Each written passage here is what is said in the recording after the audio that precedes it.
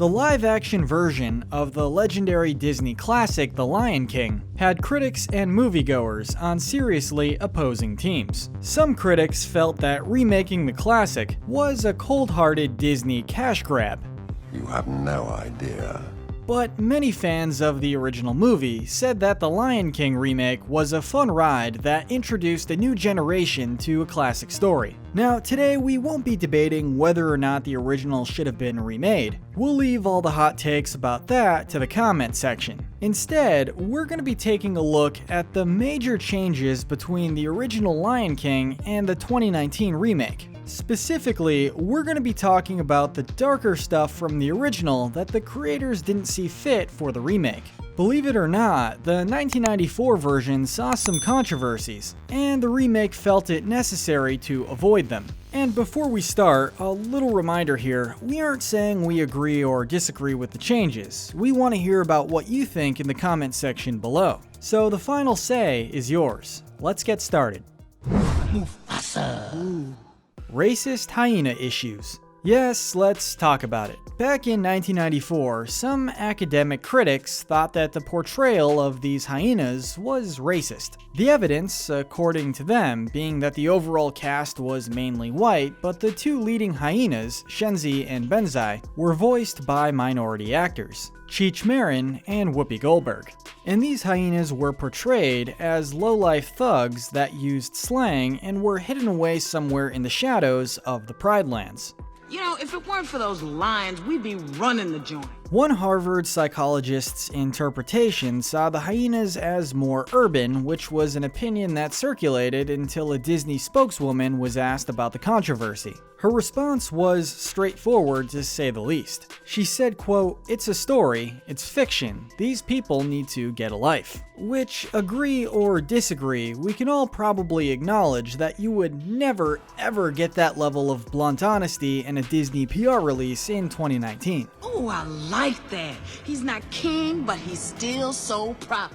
When we look at the new version of The Lion King, things have definitely taken a turn. We can only assume this, but clearly some Disney bosses or creative minds tried to avoid the reemergence of this scandal. The hyenas are smarter and not there to be the butt of a joke. This time they seem to be Scar's equals. The new cast and crew of The Lion King have acknowledged the changes, but possibly for different reasons. Director Jon Favreau said that the hyenas had to change a lot because of the photorealistic nature of the film. According to him, quote, "Having too broad of a comedic take on the hyenas felt inconsistent with what we were doing." Whatever the exact considerations behind the change, it really seems that the true nature, or their essence, has turned from a comedic force into symbolizing danger. For example, Shenzi is played by Florence Kasumba, who described the hyena as a threatening force. In the heated climax, Shenzi has her own fight with Nala, while Simba and Scar tear each other apart. Some people would argue the racism accusations levied over the initial hyena portrayals were baseless and concocted by people who were simply looking to make something out of nothing, while others believe that there was merit to the criticism.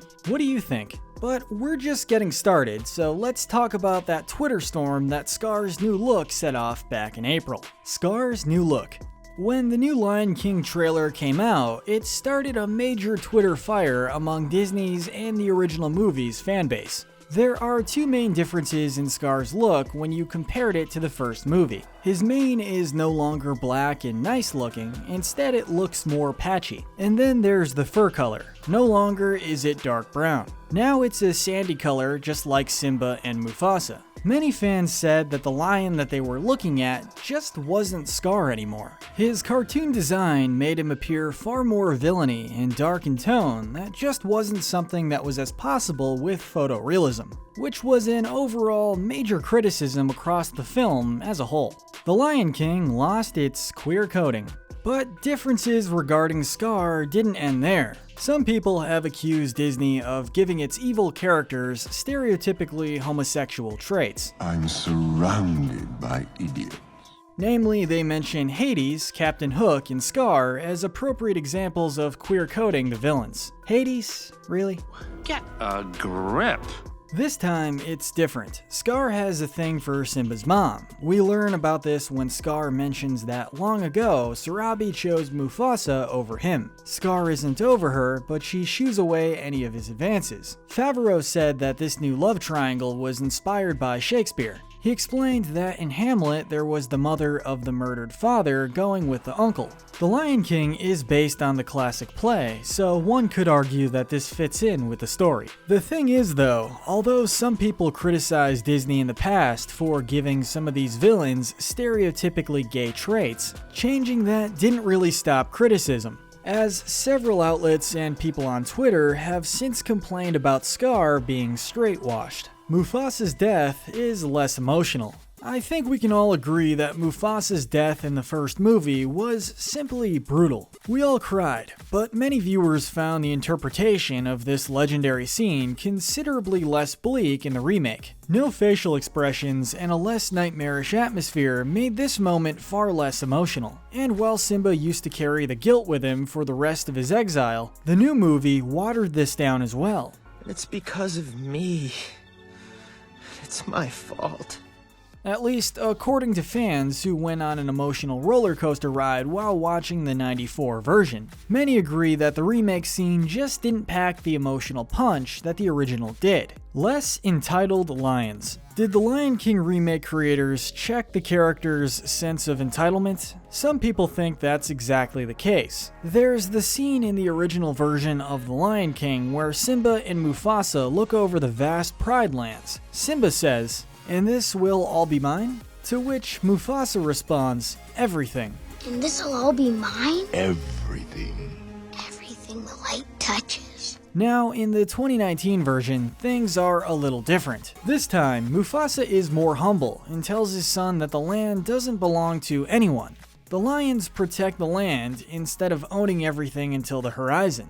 This seems to be a revision to show Mufasa and Simba in a more favorable light. As one could argue, the lions are essentially dictators and Simba was pretty entitled throughout the original film. I'm gonna be king of Pride Rock.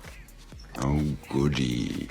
Nala gets more screen time. Nala's character is regarded as being a bit underdeveloped in the 1994 version of The Lion King. This time around, Nala gets more to do. For example, there's the scene where Nala sneaks away from Pride Rock to find more food for her family. This means sneaking past Scar as well. And then there's the moment when she gathers all the lionesses to tackle Scar. She asks them, "Are you with me?" And she didn't have to ask twice. Likely a creative decision to expand on a female character. Shenzi outranks the other hyenas. The original Lion King had 3 leading hyenas: Benzai, Ed, and Shenzi, each with their own personality. And although Ed was dumb as a box of rocks, there didn't appear to be any real rank or order to them.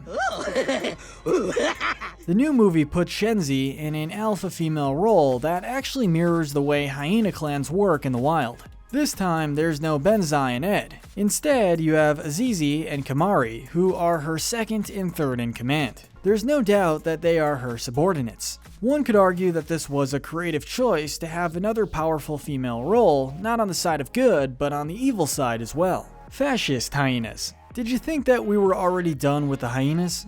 Not really, because in the original film they were shown as fascistic, in an actual goose-stepping Nazi imagery kind of way. We actually see them as mirroring German soldiers during World War II during Scar's Be Prepared song. It's pretty unmistakable. It's the straight-legged marching style of the German stormtroopers. According to some observant viewers, the scene seems to be borrowed from Leni Riefenstahl's Triumph of the Will. Now, the new movie still has its own version of Be Prepared, but instead of a song, you'll get more speaking, and there's zero goose-stepping involved. The times have definitely changed, and nowadays having this kind of imagery might be too risky for Disney. But one could argue that there isn't a problem with portraying the bad guys as fascists, after all they're villains. But what do you think? Caught in a web of lies.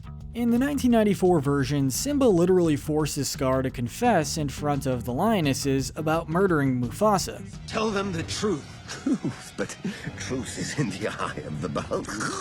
But in the remake, the lionesses are smart enough to figure it out on their own. That's because in an earlier scene, Scar said that he didn't make it to the gorge in time to save Mufasa and Simba, but later he claimed that he saw the fear in Mufasa's eyes. This is exactly what made the lionesses understand that they have a liar on their hands, or paws. No hint of lion love. Things got pretty suggestive in the original film. Simba was on top of Nala, and she gives him quite a telling look. The scene cuts away to the next one when things get a little more intimate. The "Can you feel the love tonight" sequence is still there in the new movie, but it's a bit different this time. First of all, it takes place during the daytime, and more importantly, Timon and Pumbaa keep an eye on the young lovers throughout the sequence. This way, all the people in the audience can be fully sure that there's no funny business going on, and all the kids' eyes can be left uncovered. Thematically, I think it can be argued that they left out an important part of the circle of life, but maybe it would be deemed as inappropriate today. Given that the original only really implied sex, do you think that they were too sensitive removing it given that it fits the circle of life theme? And of all the changes that happened in The Lion King, which ones do you think were merited? Do you think that Disney made the right decision with their changes to correct problematic issues in the original? Or do you think that people are just too sensitive? Let us know in the comments section below. Don't forget to like this video, subscribe, and hit that notification bell. But most importantly, stay wicked.